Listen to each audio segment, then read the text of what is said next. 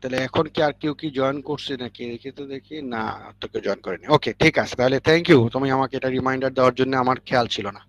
তাহলে আমি যেটা বললাম যে আমি আবারও সিলেবাসে আসি। তাহলে আমরা সেকেন্ড পার্ট, এই হাইলাইটেড পার্টটা হলো সেকেন্ড পার্ট। অবভিয়াসলি কেন আমি পিন সংখ্যাকে কমালাম, কিভাবে এই পিন সংখ্যাকে আমি আবার প্রপারলি ইউটিলাইজ করে বেশি সংখ্যক পিন, অর্থাৎ মনে করো ডাটা বাসে আছে 20 পিন, অ্যাড্রেস বাসে আছে 20 পিন, সরি ডাটা বাসে 16 পিন, এখানেই তো 36 পিন শেষ। তাহলে তোমার টোটাল 8086 এ যদি 40 পিন থাকে, তাহলে বাকি 4 পিন দিয়ে কোনো অবস্থাতেই তুমি কন্ট্রোল সিগন্যালিং গুলা হ্যান্ডেল করতে পারবে না, তোমার এর চেয়ে বেশি পিন লাগবে। এনিওয়ে, আমি জাস্ট একটা এক্সাম্পল দেওয়ার জন্য বললাম যে আমাকে এই পিন কিভাবে ডিল করব সেটাও আমাদেরকে এই কোর্স থেকে আইডিয়া করে নিতে হবে। তাহলে দেখো, এর পরবর্তী যে অংশগুলো আছে, দেখো ইন্টারাপ্ট বা প্রোগ্রামেবল পেরিফেরাল ইন্টারফেসিং, এইগুলা কিছু স্পেসিফিক ডেডিকেটেড আইসি সম্পর্কে বলে দেওয়া আছে। আমি এই যে ইন্টারফেসিং করার জন্য সরাসরি কানেকশন দিলেই হবে না, আমাকে কিছু মানে মেটিকুলাস অ্যাপ্রোচে যেতে হবে। যেমন ফর এক্সাম্পল, আমি একটা যদি উদাহরণ দেই, একটু আগেই তোমাদেরকে বাধ্য হয়ে আমাকে পজ করে 2 মিনিটের জন্য মাইক্রোফোন অফ করতে হলো, বা একটু আগে তোমাদের ক্লাসমেট আমাকে আবার ইন্টারাপ্ট করে বললো যে সে টিকা নিতে যাবে। তাহলে এই যে ইন্টারাপশন, আমি একটা প্রসেসিং এর মধ্যে যাচ্ছি, কথা বলে যাচ্ছি, ইন্টারাপ্ট করলেই ওই কথা শেষ করার পরে আমি, যে আমার কাছ থেকে ইন্টারাপ্ট চাইলো, বাসার থেকে কেউ বা তোমাদের স্টুডেন্ট মধ্যে থেকে কেউ, আমাকে তাকে টাইম দিতে হচ্ছে। তাহলে এই যে ইন্টারাপ্ট, এই ইন্টারাপ্টটাকে বলা হচ্ছে ইন্টারাপ্ট প্রসিডিওর। তাহলে আমি এই ইন্টারাপ্ট প্রসিডিওর কম্পিউটারের মধ্যেও ইন্ট্রোডিউস করতে বাধ্য, কারণ আমি কোন একটা কাজের মাঝখানে কেউ যদি এখন এক্সটার্নাল একটা আইও ডিভাইস অ্যাড করে, মনে করো পেন ড্রাইভ ঢুকাই এখন, তাহলে পেন ড্রাইভ ঢুকালেই দেখবা এই কোনো একটা নোটিফিকেশন আসবে যে your pen drive is ready to use. তার মানে কি, আমি চালাচ্ছিলাম ওয়ার্ড বা ক্লাসে একটা কোনো প্রসেসিং এর মধ্যে আছি, মাঝখান থেকে একটা ডিভাইস ঢুকে নোটিফিকেশন আসলো যে তোমার এই এই সিস্টেমটা রেডি। তাহলে এই টাইপের ইনফরমেশন বা এই টাইপের এক্সেস যেটা নিল, তাকে ইন্টারাপ্ট বলা হচ্ছে। তাহলে আমার এই কম্পিউটার সিস্টেমেও আমি একটা বাস্তব উদাহরণও দিলাম, অ্যাজ ওয়েল এজ কম্পিউটার সিস্টেমের উদাহরণও দিলাম। এই ইন্টারাপ্ট গুলাকে কাকে আমি ইম্পর্টেন্স দিব, কে চাওয়া মাত্রই অ্যাক্সেস পাবে, আর কে চাওয়া মাত্র অ্যাক্সেস না পেয়ে কিছু সময় পরে পাবে। তাহলে এই টাইপের জিনিসপত্রকে আমি ইন্টারাপ্ট ড্রিভেন আইও বা বলতে পারি পেরিফেরাল ইন্টারফেসিং আইসির মারফতে আইডেন্টিফাই করতে পারি। তাহলে আমরা এই টাইপের জিনিসপত্র ডিটেলস সেকেন্ড পার্টে আলোচনা করব।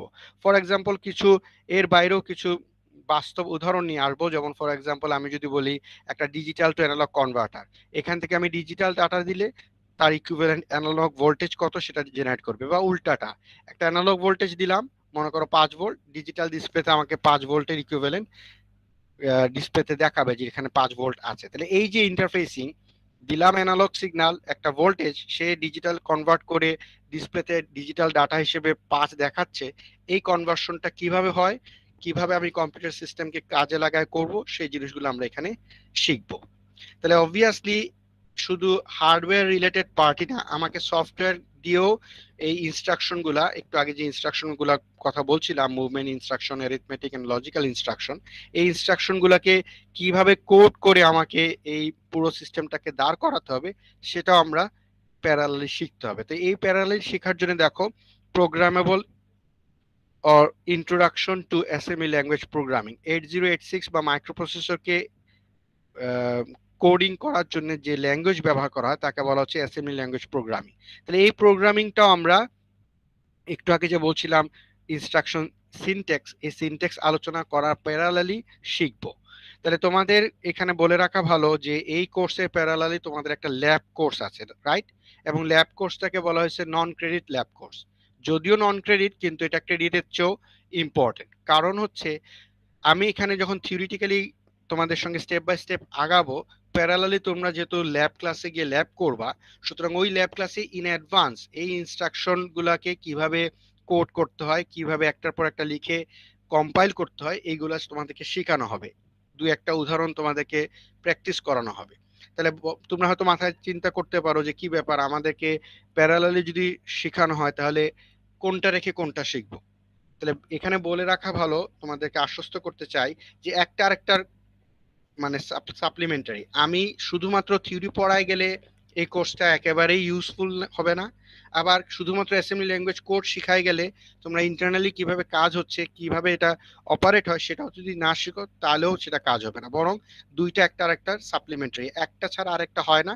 যার কারণে ল্যাবে তোমাদেরকে প্যারালালি অ্যাসেম্বলি ল্যাঙ্গুয়েজ কোড শেখানো হবে। হয়তো ইনিশিয়ালি প্রথম এক সপ্তাহ হয়তো একটু ঝামেলা মনে হবে যে কথা নেই বার্তা নেই, একটা এই মুভমেন্ট ইনস্ট্রাকশন বা অ্যারিথমেটিক ইনস্ট্রাকশন আমি ক্লাসে ডিসকাশনের আগেই হয়তো দেখা যাবে ল্যাবে তোমাদের ল্যাব ইনস্ট্রাক্টররা ওই ইনস্ট্রাকশনগুলো নিয়ে ডিসকাস করা শুরু করছে। তাহলে বলতে পারো যে আমি এখানে হয়তো যে জিনিস আলোচনাই করি নাই বা করব ভবিষ্যতে সেটার কিছু হিন্টস তোমরা ল্যাবে পেয়ে যাবা। আবার ল্যাবে এমন কিছু কিছু জিনিস থাকবে পরবর্তী সময় যেগুলা দেখা যাবে তার আগে আমি তোমাদের এখানে কিছু হলো হিন্টস দিছি, যেটা কিনা পরবর্তীতে ল্যাবের শেষের দিকে বা প্রজেক্ট করার সময়, ল্যাবের আন্ডারে প্রজেক্টও আছে, সে প্রজেক্ট করার সময় তোমার কাজে লাগবে বা বুঝবা কেন তুমি ইন্টারফেসিং করছো, কেন এই আইসিটা লাগাচ্ছ, এই জিনিসগুলা তখন আরো ক্লিয়ার হবে। সুতরাং এটা বলার উদ্দেশ্য হচ্ছে প্যারালালি যাবে, যদিও ল্যাবটাকে বলা হচ্ছে নন ক্রেডিটেড ল্যাব, কিন্তু তারপরও এটার ইম্পর্টেন্স অনেক বেশি। সুতরাং কাইন্ডলি এই ল্যাব কোর্সটাকে ইম্পর্টেন্স দিয়ে রেগুলার বেসিসে ক্লাসটা করতে হবে বা করবা। ল্যাব থেকে যদিও নন ক্রেডিটেড, কিন্তু আমরা এটাকে ইম্পর্টেন্স বুঝে ইনফ্যাক্ট এখান থেকে কিছু পার্সেন্টেজ মার্ক আমাদের এই কোর্সের ইভালুয়েশনের মধ্যে রাখবো। আমি একটু পরে সেই মার্ক ডিস্ট্রিবিউশনে আসছি। তাই বলতে পারি 15 থেকে 20% মার্ক ল্যাব থেকেই আসবে সরাসরি।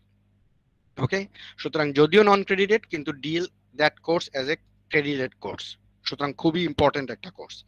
ফাইনালি এমবেডেড সিস্টেম যেটা আছে সেটা দেখো এই লাস্ট অংশে, বা আমি বলতে পারি এক লাইনে, introduction to microcontroller, basic difference between a microprocessor and microcontroller. তাহলে এই দুই লাইন দিয়ে ইনফ্যাক্ট আমি একটা এমবেডেড সিস্টেমের একটা হিন্টস বা এমবেডেড সিস্টেম সম্পর্কে সিলেবাসে বলা হয়েছে।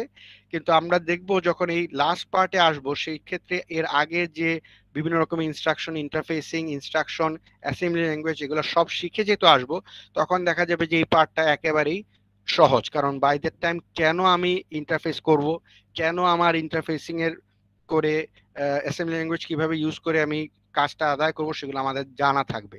সুতরাং এই লাস্ট পার্টে এসে এমবেডেড সিস্টেম দেখা যাবে যে আগে ডিসক্রিট ওয়াইজ মাইক্রোপ্রসেসরের সঙ্গে বিভিন্ন রকমের আইসি, যেমন 8255 এখানে বলা আছে, এছাড়াও 8259 আরো কিছু ক্লক জেনারেটর আইসি আছে, সেগুলোর ইন্টারফেসিং আমরা শিখবো। সুতরাং সেইগুলাকে শিখে এগুলাকে একবারে ইনকর্পোরেট করলে তাকে আমি বলি মাইক্রোকন্ট্রোলার। সুতরাং এই মাইক্রোকন্ট্রোলার পার্ট যখন আলোচনা হবে তখন দেখা যাবে যে এখানে যেটা বলা আছে basic difference between a microprocessor and microcontroller, এটাই বরং মেইন ফোকাসিং পয়েন্ট হবে। বাদ বাকি যা আছে মাইক্রোকন্ট্রোলারের সম্পর্কে সেটা ইনফ্যাক্ট দেখা যাবে যে অলরেডি তোমরা মাইক্রোপ্রসেসরের মধ্যেই এই জিনিসগুলা ক্লিয়ার করে ফেলছো। ওকে ওকে, তাহলে কারো যদি কোনো কোয়েশ্চেন না থাকে তাহলে দেখো এই লাস্ট লাইনে বলা আছে this course has a mandatory laboratory session every week. তাহলে ল্যাবের এই এভরি উইক এর ক্ষেত্রে বলতে পারি আমাদেরকে ইনস্ট্রাকশন দেওয়া হয়েছে যে আগামী 14 তারিখ পর্যন্ত তোমাদের কোনো ল্যাব ক্লাস নাই, কারণ ল্যাব ইনস্ট্রাক্টররা এখনো সেট করা যায় নাই কে কোন সেকশনের ল্যাব নিবে, যার জন্য 14 তারিখ পর্যন্ত তোমাদের ল্যাব ক্লাস হচ্ছে না। ওকে, পরবর্তীতে 15 তারিখ থেকে অনওয়ার্ড এই সপ্তাহে বিভিন্ন সেশনে তোমাদের ল্যাব ক্লাসটা হবে, যেটা কিনা ম্যান্ডেটরি, আবারও বলছি। ওকে, কারো কোনো কোয়েশ্চেন আছে কি? আচ্ছা, কাইন্ডলি মাইক্রোফোন অফ করো যদি কোনো কোয়েশ্চেন না থাকে। একজনের মাইক্রোফোন সম্ভবত অন। রাইট, তাহলে দেখো আমরা এই যে একটা ব্রিফ ডেসক্রিপশন দিলাম সিলেবাসের, এই সিলেবাসটা এবার কি কি বই নিয়ে আমরা পাবো বা কোন কোন বইয়ে পাবো। সুতরাং ইউনিভার্সিটি লেভেলে একটা ডেডিকেটেড বা ফিক্সড টেক্সট বুক নাই, এটা তোমরা সবাই জানো। আমাদের মেট্রিক ইন্টারমিডিয়েট লেভেলে পর্যন্ত আমরা হয়তো ফিজিক্সের একটা বই পড়ছি, কেমিস্ট্রি একটা বই। সুতরাং এখানে আর একটা ডেডিকেটেড বই নাই, অনেকগুলা বই আছে। সুতরাং আমি এখানে যেগুলা বই অ্যাটলিস্ট একটা বার হলেও আমাদেরকে টাচ করা লাগবে এই কোর্সকে রান করার জন্য বা পড়ার জন্য, সেই বইয়ের লিস্টগুলো আমি এখানে দিছি। সুতরাং নাম দেখে ঘাবড়ায় না যে এখানে 7টা বই আছে, এই এক কোর্স 3 মাসের কোর্সে 7টা বই আমি কিভাবে পড়বো। Don't think like that, just have faith যে এখান থেকে 7টা বই লেখার উদ্দেশ্য হচ্ছে এক এক বইয়ের এক একটা পার্ট ভালোভাবে এক্সপ্লেন করা। মনে করো এই যে উপরে সিলেবাস নিয়ে আমরা আলোচনা করলাম, একটা আইডিয়া দিলাম, এক একটা সিলেবাসের এক একটা পার্ট এক এক বইতে ভালোভাবে লিখছে, কোনো বই এরকম নাই যে সবকিছু কভার করা আছে বা খুব ওয়েল রিটেন, যার কারণে আমরা বাধ্য হয়ে এখানে 7টা বইয়ের কথা বলছি। তাহলে আমি যদি বলি 7টা বইয়ের মধ্যে বা পার্সেন্টেজ যদি করি, আমি দেখো বলবো ব্রের বই, এই ইন্টেল মাইক্রোপ্রসেসর, এটা বইয়ের নাম যদি আরো অনেক বড়, আমি দেখাবো একটু পরেই, যে এই বইয়ের থেকে আমরা মোটামুটি 60% কন্টেন্ট কাভার করব, 60%। এর বাইরে গিয়ে দেখো ইউ মারুতের, এই যে ইউ এবং মারুত, এই দুজন রাইটারের, ইউ মারুতের বই বলা হয়, এটা হচ্ছে অ্যাসেম্বলি ল্যাঙ্গুয়েজ প্রোগ্রামিং, অর্থাৎ ল্যাবে যে কাজটা করবা বা আমার থিওরি ক্লাসে যে সিনট্যাক্স লিখে তোমাদের কোডিং প্র্যাকটিস করতে হবে, সেটা এই বইয়ের মধ্যে খুব সুন্দরভাবে অ্যাপ্রোচে লেখা আছে। এখানেও ভাঙায় ভাঙায় প্রথমে কিভাবে কোড করতে হবে, কিভাবে সিনট্যাক্স লিখতে হয়, কি কি রেজিস্টার দিয়ে করতে হয়, এগুলো সবই স্টেপ বাই স্টেপ দেওয়া আছে। তাহলে আমি বলবো যে অ্যাসেম্বলি ল্যাঙ্গুয়েজ প্রোগ্রামিং বা কোডিং এর জন্য এইটা একটা মারাত্মক ইম্পর্টেন্ট বই।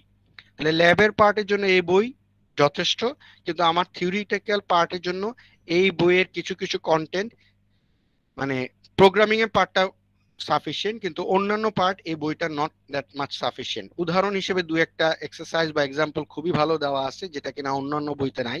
সুতরাং আমরা প্যারালালি এই বইটাও আলোচনা করব। তাহলে বলতে পারি 60% যদি ব্রের বই থেকে কাভার হয়, এই ইউ মারুতের বই থেকে কাভার হবে আরো 25%। তাহলে 85% কিন্তু অলরেডি কাভার হয়ে গেল। বাদ বাকি যে কয়টা বই আছে, যেমন এন মাথিবানানের বই, দেখো এখানে বলেই দেওয়া আছে microprocessor, PC hardware and interfacing. সুতরাং এই যে ইন্টারফেসিং এর পার্ট যেটা আমরা আলোচনা করব, সেটা এই বইয়ের থেকেও আছে, আবার ব্রের বইও আছে, ইউ মারুতের বইও আছে, কিন্তু কিছু কিছু পার্ট এই এন মাথিবানানের বইয়ে ক্লিয়ারলি বলে বলে দেওয়া আছে, বা আমি বলবো আরো ডিপে গিয়ে এক্সপ্লেইন করে দেওয়া আছে, সেটা কিনা ব্রের বইতে নাই। কারণ ব্রের রাইটারের অ্যাপ্রোচ হলো যে তোমরা অনেক কিছু জানো, যার কারণে ওই রাইটিংটা একটু হলেও টাফ। তাই আমি বলবো যে যদি ইউ মারুতের, সরি, এই মাথি বানানের বইটা যদি আগে পড়ে তারপরে যদি ব্রের বইয়ে গিয়ে ওই একই অংশ দেখো, তাহলে দেখবা একেবারে সহজ। তাহলে আমি বলতে পারি 3টা পার্টের মধ্যে প্রথম পার্ট ব্রের বই থেকে আসবে, দ্বিতীয় পার্ট এন মাথি বানানের বই থেকে আসবে, প্যারালালি অ্যাসেম্বলি ল্যাঙ্গুয়েজ প্রথম দ্বিতীয় বলে কথা নাই, অ্যাসেম্বলি ল্যাঙ্গুয়েজ তো বললামই, আর লাস্ট পার্ট এমবেডেড সিস্টেমের জন্য বা মাইক্রো কন্ট্রোলারের জন্য দেখো 2টা বইয়ের কথা আমি বলে রাখছি।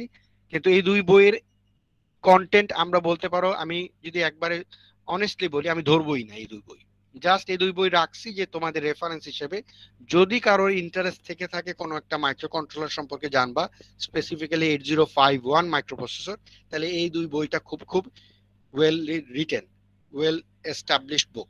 সুতরাং আমি এই সিলেবাসের মধ্যে মাইক্রো কন্ট্রোলার সম্পর্কে, যেহেতু সিলেবাসের ওই শুরুতেই বলছি বেসিক ডিফারেন্স কি, বেসিক স্ট্রাকচারগত পার্থক্য কি, 8051 মাইক্রো কন্ট্রোলারের বেসিক কি কি ডিভাইস আছে, সেগুলো নিয়ে 1 ক্লাস বা ম্যাক্সিমাম 2 ক্লাস আলোচনা করব। তার জন্য ব্যাকআপ হিসেবে এই 2 টেক্সট বুক, তবে ওই স্লাইডের কন্টেন্ট বা রিলেভেন্ট কন্টেন্ট পড়লেই সাফিসিয়েন্ট। তাহলে আমি যদিও এই 2 বই এখানে লিস্টে রাখছি বা তোমাদের সিলেবাসে ওভারঅল সিলেবাসেও আছে, কিন্তু এই 2 বইয়ের ব্যবহারটা খুব কম, যার জন্য বলতে পারি আমি এখান থেকে 2%ও আসবে না। ওকে, তাহলে বাকি থাকলো আরো 2টা, শুরুর বই আর লাস্টের বই, ডগলাস ভি হলের আর এখানকার এই টসির বই। তো টসির বই এবং ডগলাস ভি হলের বই আমি যদি বলি এরকম, যে এইখানে যে কন্টেন্ট গুলা থাকবে, মনে করো অ্যারিথমেটিক অপারেশন, লজিক্যাল অপারেশন, তারপরে নাম্বার সিস্টেম, আমি বাইনারি সিস্টেমে আছি, আমার হেক্সাডেসিমাল সিস্টেমে কনভার্ট করা দরকার, হেক্সাডেসিমাল সিস্টেমে থেকে মাল্টিপ্লিকেশন ডিভিশন জানা দরকার, এই জাতীয় জিনিসপত্র এই ব্রের বই, ইউমারুতের বইয়ে কোনো এক্সপ্লেনেশন ছাড়া সরাসরি আনসার দিয়ে দিছে। তাহলে এই এক্সপ্লেনেশনটা যদি তুমি জানো বা প্রসেসটা যদি জানো, তাহলে দেখা যাবে যে ওই কন্টেন্ট খুব সহজ। তাহলে সেই এক্সপ্লেনেশনটা খুব সুন্দর করে দেওয়া আছে টসির বই। এটা আমার মনে হয় তোমরা অলরেডি এই বইটা দেখছো, digital system principles and application, এই বই। তাহলে আমি যদি প্যারালালি এবার বইয়ের চেহারা দেখাই তোমাদের সঙ্গে, তাহলে খেয়াল করে দেখো, আমি একটা একটা করে বই দেখাই। তোমরা স্ক্রিন দেখতে পাচ্ছ তো, তাই না? Yes sir. Yes sir, thank you. তাহলে দেখো এইটা হচ্ছে সেই বই, ইন্টেলের মাইক্রোপ্রসেসর ব্রের বই। দেখো ব্রে লেখা আছে এখানে, কিন্তু আমি এই বইয়ে সিগনিফিকেন্স বলছি, দেখো এখানে 8086/8088 এই দুইটা টার্গেটই আমরা পড়বো, কিন্তু এর বাইরে গিয়ে আরো অনেকগুলা মাইক্রোপ্রসেসর সম্পর্কে বইটা বলে দেওয়া আছে, বইয়ের মধ্যে বলা আছে, অর্থাৎ কোর 2 পর্যন্ত। দেখো কোর 2 64 বিট এক্সটেনশন এই সবগুলাই আছে। সুতরাং এই বইয়ের বাস্তব চেহারা যদি দেখাই তাহলে এটা একটা বিশাল বড় বই, প্রায় দেখো 944 পেজের, কভার পেজ থেকে লাস্ট পেজ পর্যন্ত 944। সুতরাং বুঝতেই পারছো বেশ মোটা একটা বই। সুতরাং আমার এই সিলেবাসে এই বই যদি 60% কাভার করি, তার মানে বুঝতেই পারছো এই বইয়ের অনেক কিছুই আমরা ডিসকাস করব। তার মানে কি এতগুলা পেজ পড়া লাগবে? নো। আমরা প্রত্যেকটা টপিক, ফর এক্সাম্পল আমি যদি এখান থেকে একটা যে কোনো টপিকই আমি চুজ করি, ফর এক্সাম্পল বললাম base plus index addressing mode, তাহলে দেখো base plus index addressing mode আমরা আলোচনা করব। এটার এইখান থেকে শুরু করে এই 1 পেজ 2 পেজ দিয়ে মোটামুটি 2.5 পেজ দিয়ে এটার ব্যাখ্যা করে দেওয়া আছে। তাহলে আমার এখানে বেস প্লাস ইন্ডেক্সের এই 2.5 পেজের মধ্যে শুরুতে যেটা বললাম 8086/8088 দিয়ে এই দুইটা নিয়েও বলা আছে, কোর 2 নিয়েও বলা আছে, পেন্টিয়াম 4 নিয়েও বলা আছে, কারণ বইয়ের টপিকের নামই হচ্ছে সবগুলা, কারণ এই সবগুলা নিয়ে তার আলোচনা। সুতরাং এই 2.5 পেজ হওয়ার মেইন কারণ হলো এই সবগুলা সম্পর্কে অল্প অল্প করে বলে দিছে দেখে। তাহলে আমি যদি 8086 খালি নিয়ে আলোচনা করি তাহলে হয়তো দেখা যাবে এই 2.5 পেজের মধ্যে আমি পড়বো ম্যাক্সিমাম এক প্যারাগ্রাফ হয়তো 5-6 লাইনের। বাদ বাকিগুলা ইনফ্যাক্ট আমি আপাতত স্কিপ করতে পারবো, সবগুলা টপিকই তাই।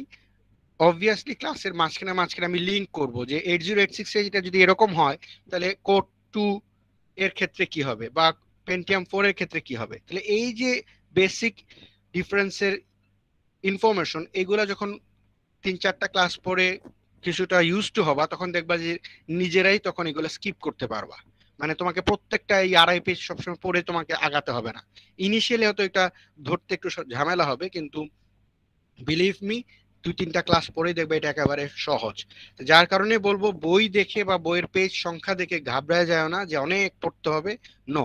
বরং রেগুলার বেসিসে যদি ক্লাস করো, সিনসিয়ারলি যদি ক্লাস করো, ক্লাস থেকে যা পড়াচ্ছি বা যা আলোচনা করছি সেটা যদি বুঝে বের হও ক্লাস থেকে, তাহলে দেখবা এই কোর্সটা খুব খুব সহজ। তাহলে এর উল্টাটা কি?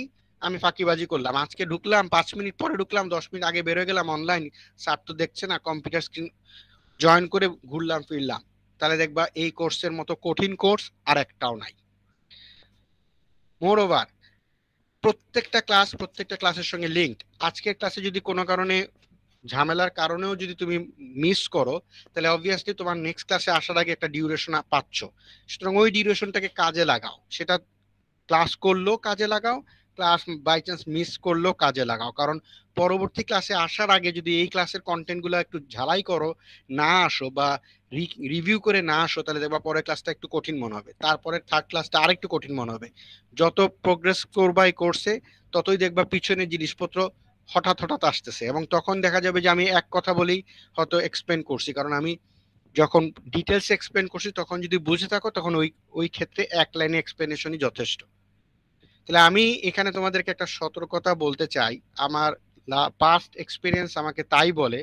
মনে করো তোমরা 32 জনের ক্লাস, আমি দেখছি যে এই 32 জনের ক্লাসের মধ্যে 5 থেকে 10 জন আমার এই ইনস্ট্রাকশন, এই এখন যেটা বললাম এটা মেটিকুলাসলি ফলো করো, যার কারণে তাদের ওভারঅল ক্লাসের শেষে গ্রেড যখন সাবমিট করি তারা 85, 90, 92% মার্ক পাও। আবার সেম ক্লাসেই মনে করো লাস্টের দিকে 10-12 জনের এমনও থাকে যে তারা 40ও পায় না, টেনে টুনে 40 মার্কও তুলতে পারছে না। তাহলে এই হিউজ গ্যাপ হওয়ার একমাত্র কারণ হলো সিনসিয়ারিটির অভাব। আমি তোমাদেরকে 2টা সাজেশন দিচ্ছি, ক্লাস রেগুলারলি করে বুঝে ক্লাস থেকে বের হও। Do not hesitate to ask any question. একটা জিনিস বুঝতে পারো নাই, রেজ ইওর ভয়েস, যে স্যার আমি বুঝতে পারি নাই, আমাকে বুঝান, আবার বলেন। তোমাকে আমি হয়তো 2-3 বার বুঝালাম, তারপরেও তুমি বুঝতেছো না, হতেই পারে। তুমি তারপরেও না বুঝলে আমি তখন হয়তো তোমাকে বলবো যে ঠিক আছে তোমাকে আলাদা সময় দেবো, অন্যদের সঙ্গে আপাতত আগায় যাও। তাহলে এখন তোমার যদি সিনসিয়ারিটি থাকে, আমি বুঝি নাই এই জিনিস, ঠিক আছে স্যারের সঙ্গে আমি আলাদা এক সময় আবার ডিসকাস করার জন্য স্যারকে নক করি, এই জিনিস যদি না করো তাহলে কিন্তু আমি জানলাম না যে তোমার আদৌ সমস্যা হচ্ছে কিনা বা তুমি বুঝছো কিনা।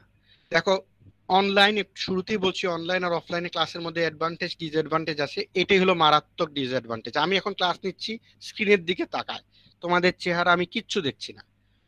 অন ক্যাম্পাস হলে আমি তোমাদের চেহারা দেখেই বুঝে ফেলতে পারতাম অ্যাটলিস্ট যে কারা ঠিকমতো বুঝতে পারছো আর কারা বুঝতে পারছো না। Eye contact is a very important thing in any kind of teaching. সুতরাং এটা টোটালি মিসিং। এখন তুমি বলতে পারো যে স্যার তাহলে আমরা সবাই ক্যামেরা অন করে বসি, তাহলে দেখা যায় ব্যান্ডউইথের প্রবলেম, আমার কথা কেউ শুনতে পারছো কেউ শুনতে পারছো না, যার জন্য আমি আমার ক্যামেরা অন করে রাখতে পারছি না, তোমাদেরকে আমি বলতেছি না যে ক্যামেরা অন করে রাখো, কারণ এই ইনফ্রাস্ট্রাকচার, এই ইন্টারনেট সব জায়গায় ফ্যাসিলিটিস এক না। হয়তো ঢাকা শহরের কোর অংশে আমরা ঠিকই থাকলে, সবাই যদি থাকতাম তাহলে হয়তো অন করেও কোনো ঝামেলা হতো না, কিন্তু কেউ হয়তো একটু দূরে আছো, ঢাকা শহরের দূরে, যার জন্য তার ইন্টারনেট স্পিড কম, সে হয়তো অন করার কারণে ব্যান্ডউইথের ব্যবহারের কারণে কথা শুনবেই না। বুঝা গেল? তাহলে আমি দেখো এই বইয়ের কথা বলে শুরু করলাম যে বইটা অনেক বড়, ডোন্ট গেট কনফিউজ। তাহলে তুমি কি করবা, আমি যখনই যে টপিক নিয়ে আলোচনা করব এই বইয়ের, আমি ওই বইয়ের কোন জায়গা থেকে এটা আলোচনা করা হচ্ছে, কোন পার্টটা পড়তে হবে সেটা বলে দিব। ইনফ্যাক্ট স্লাইডের মধ্যেও লেখা থাকবে। তাহলে সেই স্লাইডের অংশ যদি তুমি বুঝে নোট আউট করে রাখো যে ঠিক আছে আজকের এই অংশ চ্যাপ্টার, মনে করো কথার কথা বলছি, চ্যাপ্টার 3 আর চ্যাপ্টার 4 এর স্পেসিফিক দুইটা টপিক থেকে পড়ানো হয়েছে, এটা যদি নোট আউট করে রাখো তাহলে দেখবা পরবর্তীতে প্রিপারেশন নিতে গিয়ে বা নিজেরা বাসায় পড়তে গেলে খুব সহজ হবে। আর তোমাকে যদি এই নোট আউট না রাখো বা ক্লাসে যদি খেয়াল না করো, হুট করে এই বই খুললে এবার তোমাকে এই বইয়ের মধ্যে খুঁজে বের করে টপিক বের করে যদি পড়তে হয়, তাহলে it will take huge time and you may get frustrated যে কি ব্যাপার, স্যারের এক লাইন পড়ার জন্য আমাকে 10-12 পৃষ্ঠা উল্টানো লাগছে বা খোঁজা লাগছে। সুতরাং কাইন্ডলি এটা মাথায় রাখো যে ক্লাসটা খুবই খুবই ইম্পর্টেন্ট। আচ্ছা, এবার দেখো আমি তোমাদেরকে নেক্সট বই দেখাই, চেহারাটা অ্যাটলিস্ট চিনায় রাখতে চাই। কই গেল, অ্যাসেম্বলি ল্যাঙ্গুয়েজ পেজে উপরে, অ্যাসেম্বলি ল্যাঙ্গুয়েজ এর ক্ষেত্রে সেকেন্ড বই যেটা কিনা বলছিলাম ল্যাব ক্লাসের জন্য খুব খুব ইম্পর্টেন্ট, ইউ মারুতের বই। তাহলে assembly language programming and organization of IBM PC. সুতরাং এই অর্গানাইজেশন অফ আইবিএম পিসি বলতে এই টপিকের আন্ডারে যে ডিসকাশন সেটা এই ইন্টেল মাইক্রোপ্রসেসরের এই যে কভার পেজ না বলে যদি বলি আমি কন্টেন্ট দেখাই, কন্টেন্টের এই টপিকগুলো ওইখানেও থাকবে, অর্থাৎ অ্যাড্রেসিং মোড, মাইক্রোপ্রসেসর আর্কিটেকচার, তারপর আরো যদি আগাও হার্ডওয়্যার সফটওয়্যার, এগুলো নিয়ে আলোচনা এই টপিকও আছে। সুতরাং দুই বইয়ের মধ্যে অনেক কিছুই কমন। যেমন খেয়াল করে দেখো এখানে আমি যদি বলি flag status and flag register, microprocessor status and flag register, এখানে 5 নম্বর চ্যাপ্টারে যেমন ফ্ল্যাগ রেজিস্টার নিয়ে আলোচনা আছে, এখানেও এই ইউ মারুতের বইতেও দেখবা ফ্ল্যাগ রেজিস্টার নিয়ে কথা থাকবে। দাঁড়াও দেখি কোথায় আছে, যাই খুঁজতে হবে। ইন্ডেক্স ফ্ল্যাগ রেজিস্টার, রেজিস্টার বলে একটা পার্ট থাকবে, পুশপপ, রাইট, পুশপপের আগেই। এনিওয়ে যাই হোক আমি খুঁজে পাচ্ছি না আপাতত, ফ্ল্যাগ বলে যদি সার্চ দিই তাহলে আসবে। এনিওয়ে আমি তোমাদেরকে আশা করি বোঝাতে পারলাম। তাহলে এই হলো দুইটা বই। এর বাইরে গিয়ে দেখো আমি তোমাদেরকে বলছি হার্ডওয়্যারের জন্য বা ইন্টারফেসিং এর জন্য মাথি বানানোর বই। আনফরচুনেটলি মাথি বানানোর পুরো পিডিএফ আমার কাছে নাই। আমি তোমাদের সঙ্গে ক্লাসের শেষে গুগল ড্রাইভের মারফতে এই সবগুলা বইয়েরই পিডিএফ শেয়ার করব, তোমরা তোমাদের কম্পিউটারটি নামায় রাখতে পারো, বই কিনেও রাখতে পারো। তাহলে দেখো মাথি বানানোর বইয়ের আউটলুক আমি তোমাদেরকে দেখাতে পারছি না, কিন্তু আমি যেটা করছি সেই বইয়ের মোটমাট 54 পেজ, বিভিন্ন জায়গার বিভিন্ন পেজের 54টা পাতা লাগে, সেগুলো আমি স্ক্যান করে পিডিএফ বানাই একটা রিকোয়ার্ড ডকুমেন্ট হিসেবে রাখলাম। তাহলে আমি বলতে পারি যে এই মাথি বানানের 54 পেজের মধ্যে কিছু কিছু পার্ট, সবগুলা না, ইনফ্যাক্ট কিছু কিছু পার্ট আমাদের এই সিলেবাস কভার করতে লাগবে। তোমাদের কাছে একটা ওপেন রিকোয়েস্ট রাখতে চাই যে যদি কেউ ইন্টারনেট ঘাঁটতে গিয়ে এই মাথি বানান বইয়ের সফট কপি পাও তাহলে কাইন্ডলি আমার সঙ্গে শেয়ার করবা, কারণ আমি এই বইয়ের সফট কপি রাখতে চাই। ওকে, শুনতে পাচ্ছ আশা করি? ওকে, Yes, sir. তাহলে দেখো এবার আমি সিলেবাসে আবার যদি ফিরি তাহলে আমি মোটামুটি 85-90% কভার করে এরকম বইয়ের ছবি তোমাদেরকে দেখালাম মাথি বানানের বই বাদ দিয়ে। এবার আসো টসির বই আর ডগলাস বি হলের বই। তো ডগলাস বি হলের বই থেকে আমি ইনফ্যাক্ট খুব একটা দিব না, এটা 1 বা 2টা পাতা দরকার, সুতরাং 2 পাতা আমার পিপিটি ফাইলের মধ্যে আছে। সুতরাং ডগলাস বি হলের বইয়ের রাখতেও পারো, নাও রাখতে পারো। কিন্তু টসির বইটা খুবই ইম্পর্টেন্ট, সাপোর্টিং বুক হিসেবে টসির বই মারাত্মক দরকারি। কারণ টসির বইতে দেখো, দাঁড়াও, ডিজিটাল সিস্টেমস, এই যে এই বই digital system principle and application, এই বই চেহারা আমার মনে হয় তোমরা আগেও দেখছো, কারণ এটা ডিজিটাল সিস্টেমের একটা ভেরি ইম্পর্টেন্ট বেসিক বুক। তাহলে আমরা দেখো 2001-এ আমি অনার্স লেভেলে ঢুকছি, ওই সময়কার বই। সুতরাং এখন হয়তো আউটলুকটা চেঞ্জ হয়ে গেছে, কিন্তু টসির এই বই, টসি নামে দুজন রাইটার হলেও টসির ডিজিটাল বই বললেই দেখবা বাজার থেকে এই বই দিবে। তাহলে এই বইয়েরও ইনফ্যাক্ট আমরা পুরো বই 903 পেজের, সুতরাং 903 পেজ পড়বো না, জাস্ট এই বইয়ের কিছু কিছু পার্ট। যেমন আমি যদি স্পেসিফিকলি বলি, ফর এক্সাম্পল আমরা এখানে, দাঁড়াও কই গেল, না আমি সিলেবাসের ইয়ে আনতে পারি নাই, কন্টেন্ট আনতে পারি নাই, দাঁড়াও কন্টেন্ট কোথায়, আচ্ছা যাই হোক, কন্টেন্ট যখন সম্ভবত চ্যাপ্টার 6, আমার এই মুহূর্তে চ্যাপ্টার নাম্বার মনে নেই, যে আসছে কন্টেন্ট, রাইট, এই দেখো content 6, digital arithmetic operation and circuits. এই চ্যাপ্টার 6টা আমাদের খুবই খুবই কাজের একটা চ্যাপ্টার, কারণ এই চ্যাপ্টারের, আবারও বলছি যে এত ডিটেলস, এত সুন্দরভাবে এখানে বলে দেওয়া আছে, যেটা কোনো বইতেই নাই। সুতরাং আমার অ্যারিথমেটিক অপারেশন বোঝার জন্য আমি যদি বেসিক গোড়া থেকে শুরু করি, তাহলে আমার এই চ্যাপ্টারটা লাগবে। তাহলে আমাদের অনেকেরই হয়তো এই বেসিকটা আছে, যেমন তোমরা ম্যাট্রিক ইন্টারমিডিয়েটও করে আসছো, বাইনারি থেকে ডেসিমাল কনভার্সন কেমন করে হয়, বাইনারি থেকে হেক্সাডেসিমাল কনভার্সন কিভাবে করা হয়, রাইট, এগুলো আশা করি তোমরা জানো। তারপরেও আমরা এগুলা থেকে বেস করেই আমরা কিছু কি ইনফরমেশন নিয়ে এই সিলেবাস কভার করার জন্য আলোচনা করব। ওকে, তাহলে মোটামুটি আমি প্রত্যেকটা বইয়ের কোত্থেকে কি আসবে, কখন লাগবে, সেগুলো আমি ক্লাসের ফাঁকে ফাঁকে বলবো, এবং শুরুতে এই বইগুলো তোমাদেরকে পিডিএফ করে আপলোড করে দিব। সুতরাং কাইন্ডলি এগুলা ডাউনলোড করে রাখবা। এবার আসো মার্কিং সিস্টেম নিয়ে, যেটা বলছিলাম যে ল্যাবে দেখো আমি 15 থেকে 20% মার্ক ল্যাবে থাকবে।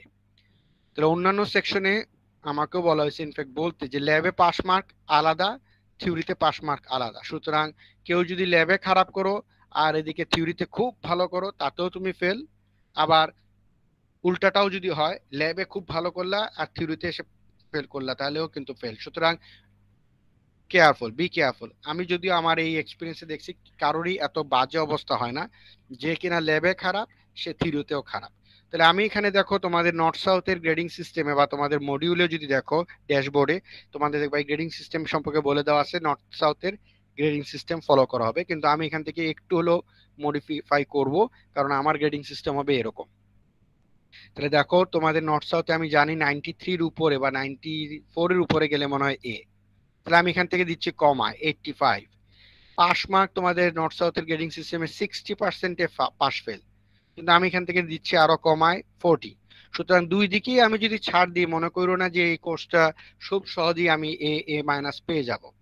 বিলিভ মি, প্রতি সেমিস্টারের শুরুতেই আমি কথা বলি, তোমাদের ক্ষেত্রেও বলে ফেলছি অলরেডি, যে আমার এই জেনারেল যে ইনস্ট্রাকশনটা দিলাম, যে রেগুলার ক্লাস করতে হবে, রেগুলারলি বুঝে ক্লাস থেকে বের হতে হবে, যারা এই ইনস্ট্রাকশন শুনবা তারা আমি এখনই বলে দিব, চোখ বন্ধ করে এই 2 গ্রেডের মধ্যে একটা পাবাই, এ মাইনাসের মধ্যে পাবাই। আর যারা তার থেকে কিছুটা ইনসিনসিয়ার, তারা বি প্লাস, বি মাইনাস এই রেঞ্জে থাকবা।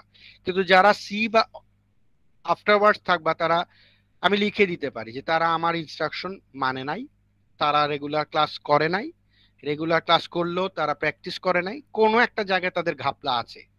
এমনও স্টুডেন্ট আমি পেয়েছি যে সব ক্লাস শেষ, সব ইয়ে শেষ, এমন প্রশ্ন করছে যে বোঝাই যাচ্ছে যে তার কনসেপ্ট ক্লিয়ার না। তার মানে কি, সে ক্লাসে থেকে অথচ তার অ্যাটেন্ডেন্স ফুল, এবং ক্লাসে সে ঠিকই ছিল, আমিও জানি, কারণ আমি বলছি যে যে সময়কার কথা, সে সময় অন ক্যাম্পাসের কথা বলছি।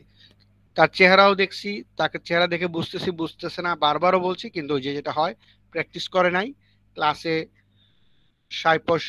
30-35 জন থাকলে যেটা হয়, একজন হয়তো কোনায় গিয়ে বসে আছো, তার দিকে আই কন্টাক্ট আমার হয়ই নাই। সুতরাং সে হয়তো ওই ক্লাস বুঝে নাই, এমন প্রশ্ন করে বসলো যে ক্লাস বুঝে না বের হয়ে যাওয়ার কারণেই আলটিমেটলি তার এই প্রবলেম।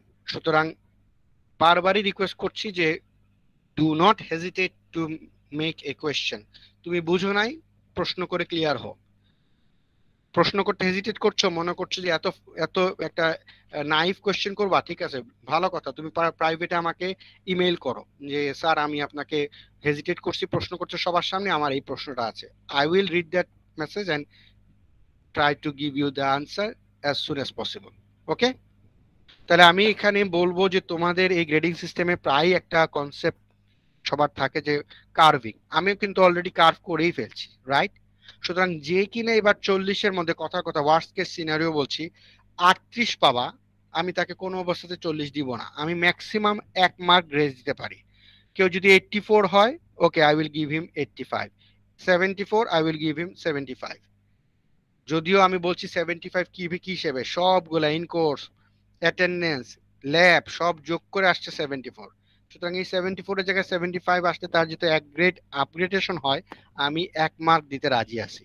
কিন্তু 2 মার্ক নো, তুমি 73 থাকলে তুমি 73 থাকবা। 40 পাইতে গিয়ে 2 মার্ক কম, তার জন্য যেরকম আমি স্ট্রিক্ট, 85 পাইতে গিয়ে 2 মার্ক কম, তার জন্য আমি একই স্ট্রিক্ট। সুতরাং আমি তোমাদেরকে বলবো যে তোমরা মার্কের দিকে না ছুটে go and read accordingly so that you can learn. তুমি যদি শিখে এই কোর্স শেষ করতে পারো তাহলে দেখবা তোমার পিছনে গ্রেড ছুটবে, তোমাকে গ্রেডের পিছনে ছুটতে হবে না। আমি তোমাদেরকে এই প্রসঙ্গে একটা জিনিস বলি, আমরা নর্থ সাউথ সিস্টেমের একটা ভালো সাইড হলো যে সেমিস্টার সিস্টেমের শেষে তোমাদের কাছ থেকে ইভালুয়েশন করার জন্য কমেন্টস চাওয়া হয় বা গ্রেড আমাকে তোমরা ইভালুয়েট করবা, রাইট? তাহলে এই ইভালুয়েশন করতে গিয়ে আমি যেটা এক্সপিরিয়েন্স করি, জানি না আমার নেচারের কারণেই হোক বা আমার ওয়ে অফ কন্ডাকশনের জন্যই হোক, আমি দুই এন্ডেরই কমেন্টস পাই, খুব পজিটিভ কমেন্টসও পাই, নেগেটিভ কি চূড়ান্ত নেগেটিভ কমেন্টসও পাই।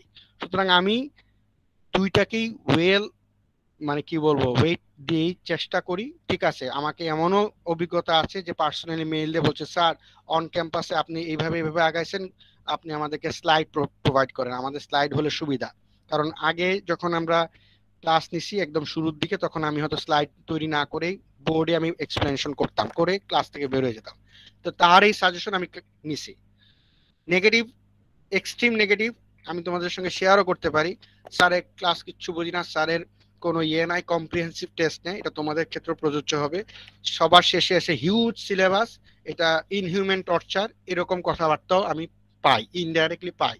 এখন আমি এটা থেকে বের হয়ে আসতেছি না কেন? কারণ আমি যদি বুঝতাম যে এই কম্প্রিহেন্সিভ টেস্টে আমার 25 না হোক 10% স্টুডেন্টও যদি A+ নিয়ে বের হতে পারে, তারা যদি বের হতে পারে, তার মানে আমার পড়ানোর স্টাইল ঠিক আছে। আর আমি যদি দেখতাম এই কমেন্টসের সঙ্গে আমার A+ বা A- পাওয়া পার্সেন্টেজ 5%-এর কম, 1% 2%, তাহলে আমি চিন্তা করতাম যে ঠিক আছে, তার মানে আমি হয়তো খুব কড়াকড়ি ভাবে খাতা দেখছি। যেমন এই খাতা দেখার প্রসঙ্গে যদি বলি, কমেন্টস আছে যে স্যার খুব কুইজের খাতা দেখেন, খুব হার্শ ওয়েতে, কোনো পার্শিয়াল মার্ক দেন না। কিন্তু আমি এই কথাটা আমি গুরুত্ব দিতে চাই না বা দেই নাই, কারণ আমি জানি যে আমি যখন খাতা দেখছি আমি যথেষ্ট পার্শিয়াল মার্কিং করি, সুতরাং তার এই ক্লেম আমি নেই না। এখন তুমি হয়তো বলতে পারো তাহলে স্যার এই কমপ্লেন আপনি করলাম, সেই কমপ্লেন আপনি নিলেন না কেন, বা আপনি এটাকে পাত্তাই তো দিলেন না। পাত্তা দিচ্ছি না এই কারণে, এটা সায়েন্সের সাবজেক্ট, তোমাকে চাইলাম আমি একটা এক্সপ্লেনেশন, আর তুমি এক্সপ্লেন করলা অন্য জিনিস, আমি তোমাকে কিভাবে পার্শিয়াল মার্কিং দিব? ঠিক কিনা?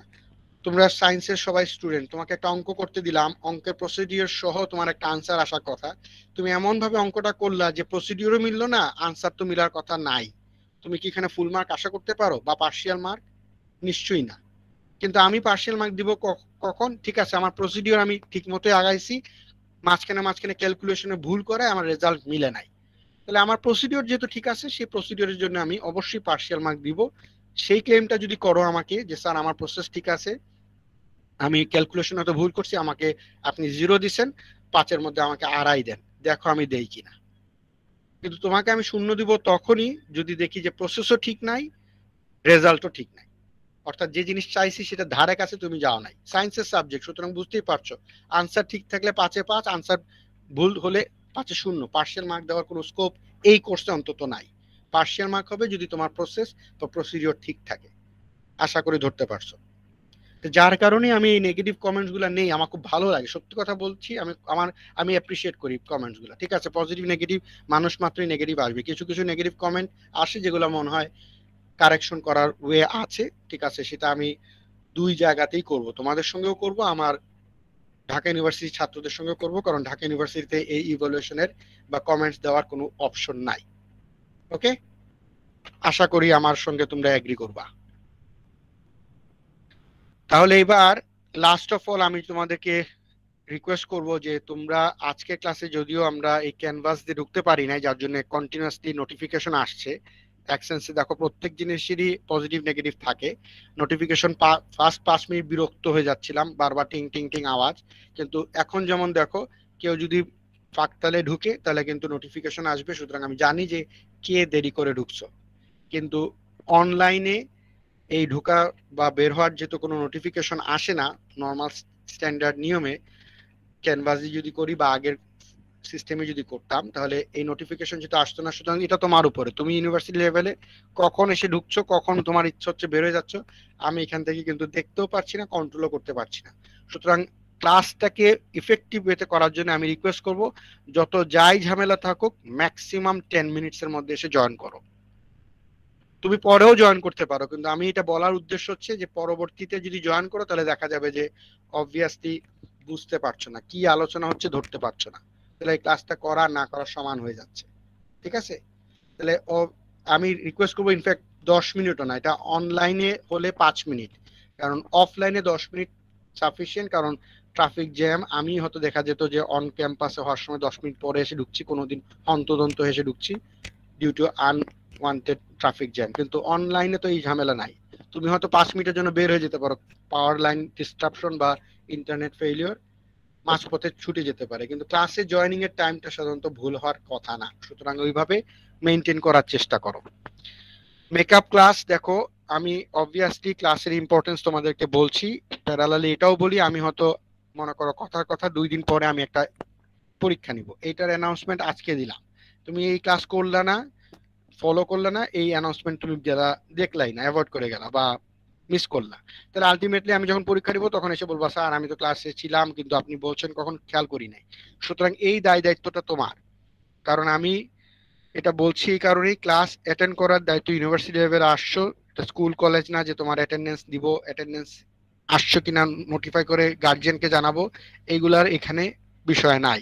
সুতরাং ক্লাসটা লার্নিং এর জন্য যেমন ইম্পর্টেন্ট, অ্যানাউন্সমেন্ট জানার জন্য ইম্পর্টেন্ট। কেউ যদি মিস করো আমার কিছু করার নাই, অ্যাটলিস্ট 7 দিন আগে আমি পরীক্ষাগুলো অ্যানাউন্স করব, চেষ্টা করব 5 থেকে 7 দিন। মনে করো আজকে এক শনিবার যদি ধরে নেই, আজকে শনিবার, নেক্সট আপকামিং বৃহস্পতিবারের জন্য আমি অ্যানাউন্স করতে পারি।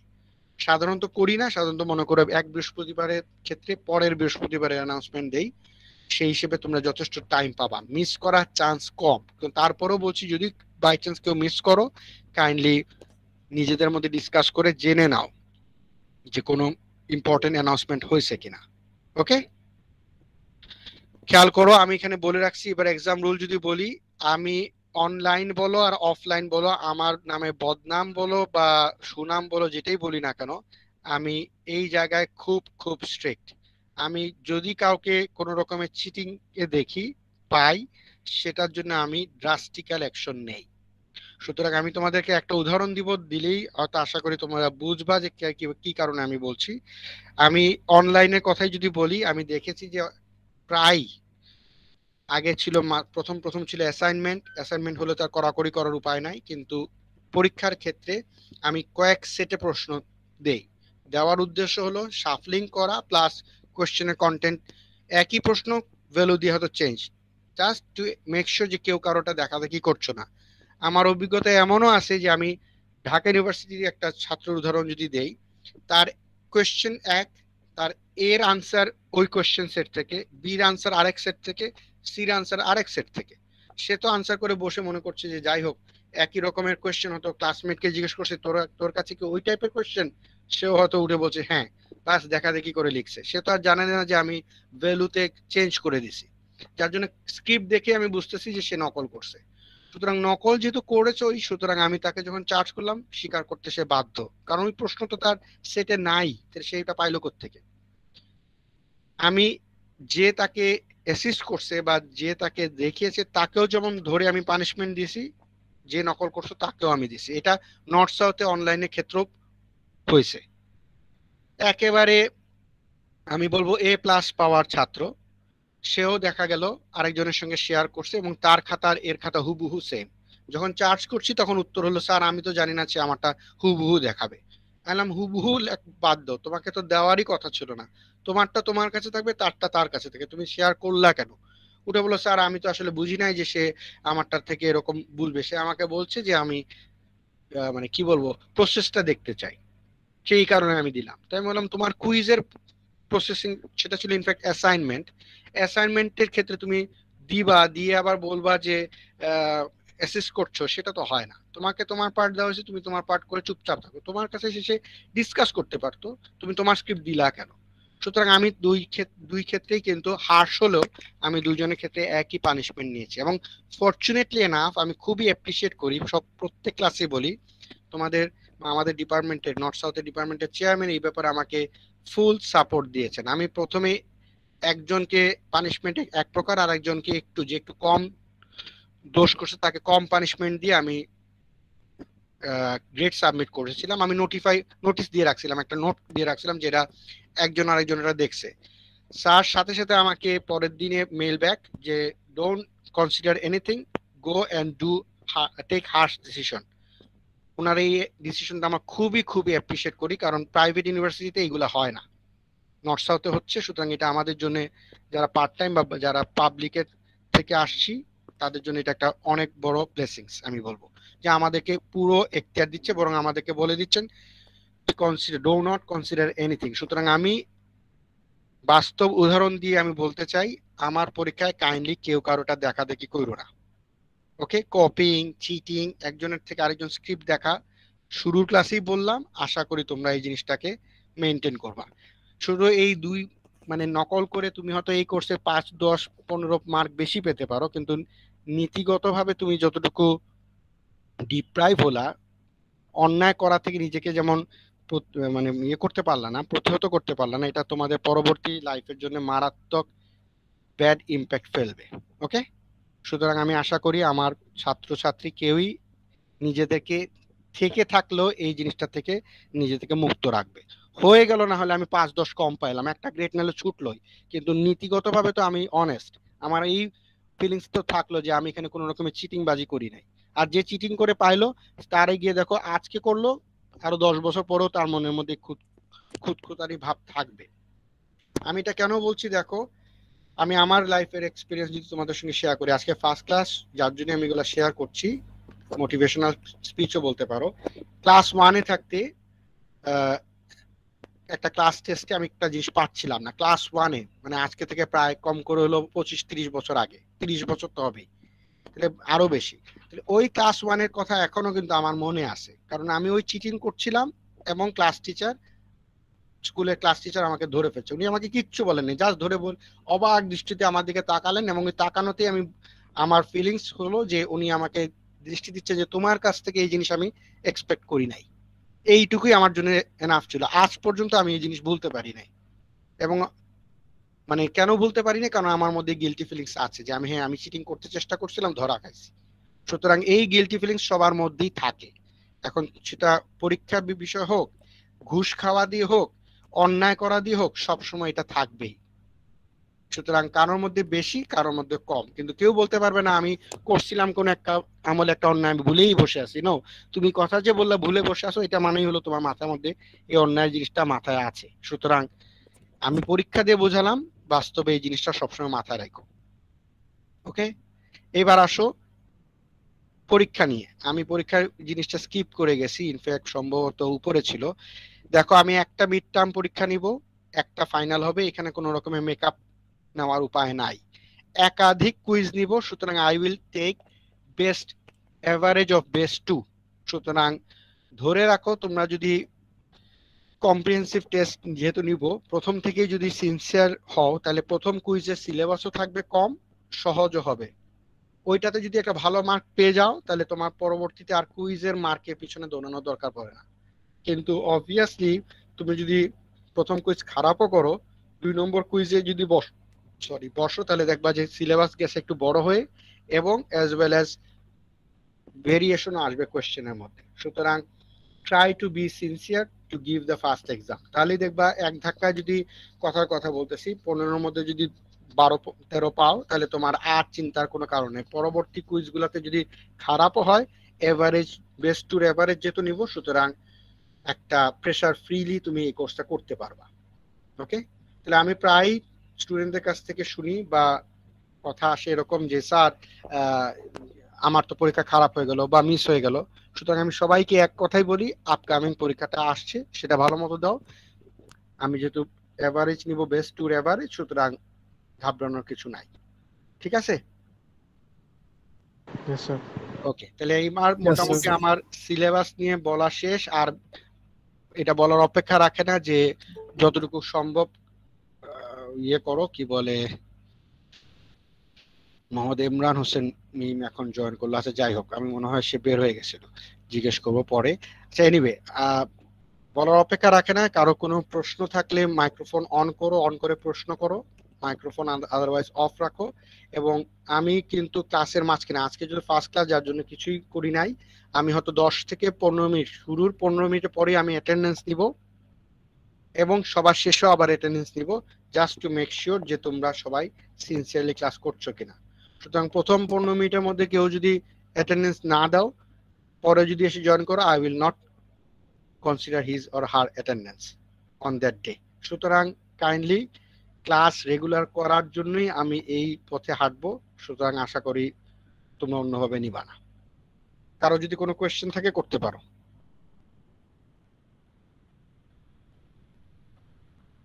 নাই? তাহলে আজকে যেহেতু আর মাত্র 10 মিনিট আছে, আমি সিলেবাসটা কি বলবো আগাবো না, কিন্তু আমি জাস্ট একটা ইয়ে দিয়ে রাখি, হিন্টস দিয়ে রাখি। আমি অলরেডি, স্যার, হ্যাঁ বলো বলো। স্যার আমাদের গুগল ড্রাইভের লিংকটা স্যার একটু দিন স্যার, বইগুলোর জন্য। আচ্ছা আচ্ছা, রাইট। আমি এখনো তোমাদের যেহেতু শুরুতে ড্যাশবোর্ড নিয়ে একটু ঝামেলা যাচ্ছে, আমি জানি না ড্যাশবোর্ড তোমরা অ্যাক্সেস করে ড্রাইভ পাবা কিনা, আমি নিজেও বা দিতে পারবো কিনা জানি না তোমাদের সেকশনে। সুতরাং আমি চেষ্টা করব দিয়ে রাখতে। আগামী ক্লাসে যদি পাও বাই দিস টাইম ভালো, আর না পাইলে তো আমাকে জানাতে হবে। ঠিক আছে? ওকে কারণ স্যার। এখনো আমি দেখাচ্ছি স্যার, তোমাদেরকে। হ্যাঁ বলো। একটা ব্যাকআপ গুগল ক্লাসরুম করে রাখলে ভালো হয় না, মানে ব্যাকআপ হিসেবে? আমাদেরকে এইভাবে তো বলা হয় না, আমাদেরকে বলা হয়েছে যে এই সেমিস্টার থেকে যেন আমরা কোনোভাবেই ক্যানভাস ছাড়া ক্লাস না নেই। আজকে বাধ্যই তোমাদেরকে এভাবে পার্সোনাল মেসেজ দিলাম, কিন্তু এটা আসলে অফিসিয়ালি প্রহিবিটেড। ওকে, সুতরাং ব্যাকআপ হিসেবে আমি আপাতত বলতে পারছি না যে রাখবো। নেহাত এরকম ইমার্জেন্সি কেসে আমি করতে পাবো, কিন্তু অন্যভাবে না। Okay sir. আমি শিওর যে দেখো, এই যখন তোমাদের সঙ্গে স্ক্রিনে এখনো দেখাচ্ছি, এটা এখনো ড্যাশবোর্ডে আসে নাই। তো আমি আজকের পরে কালকে পরশু নাগাদ আবার যোগাযোগ করে চেষ্টা করবো এটাকে ড্যাশবোর্ডে আনাতে। সেক্ষেত্রে আশা করি তোমরা অ্যাক্সেস করতে পারবা। ড্যাশবোর্ডে যদি চলে আসে বা অ্যাক্সেস যদি করতে পারো, তাহলে এখানে অবশ্যই গুগল ড্রাইভ বলে একটা অপশন থাকবে। সেই গুগল ড্রাইভের মধ্যে ঢুকলে অবশ্যই এই ক্লাসের কন্টেন্ট, ইভেন প্রতি ক্লাসের রেকর্ডেড ক্লাস লেকচার আমি আপলোড করে রাখবো, সুতরাং সেগুলো তুমি দেখতে পারো। তো এখানে যেগুলো আছে সেগুলো ইনফ্যাক্ট আগের থেকে ড্রাইভে রাখা। আমি জানি না এটা আমার উইন্ডোতে শেয়ার হয়েছে দেখে এগুলো আসছে, তোমাদের উইন্ডোতে এগুলো আসবে না, কারণ এগুলো শেয়ার করা নাই। এনিওয়ে, আমরা তোমাদের ক্লাসের সঙ্গে শেয়ার করে এরকম একটা ফোল্ডার বানায় আপলোড করে রাখবো। ঠিক আছে? হ্যাঁ স্যার। Yes sir. হ্যাঁ স্যার।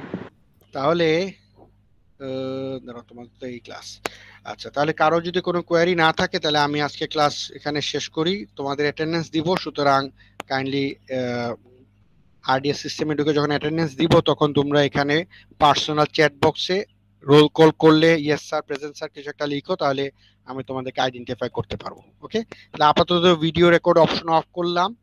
আমি একদিন দুই দিনের মধ্যে এই রেকর্ডিং ক্লাসটা আপলোড করার চেষ্টা করব, না পারলে তো অন্য কোনো সময় করব। ওকে ওকে স্যার। আচ্ছা ঠিক আছে। ঠিক আছে, তাহলে আমরা এখন